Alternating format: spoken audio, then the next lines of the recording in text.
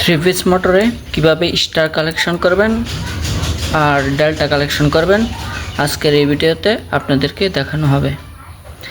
চলেন আমরা delta collection কিভাবে করি। ডেল্টা এখানে দেখতে পাচ্ছেন 6টি টার্মিনাল আছে।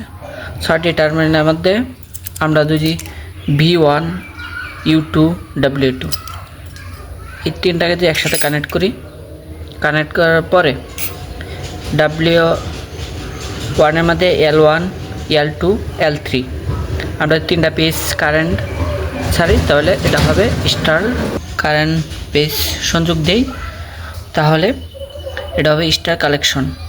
এখন আমরা দেখব কিভাবে ডেল্টা কালেকশন করতে হয়। ডেল্টা কালেকশন করার সময় W2 U1 কালেকশন করবেন আর B1 U2 কালেকশন করবেন,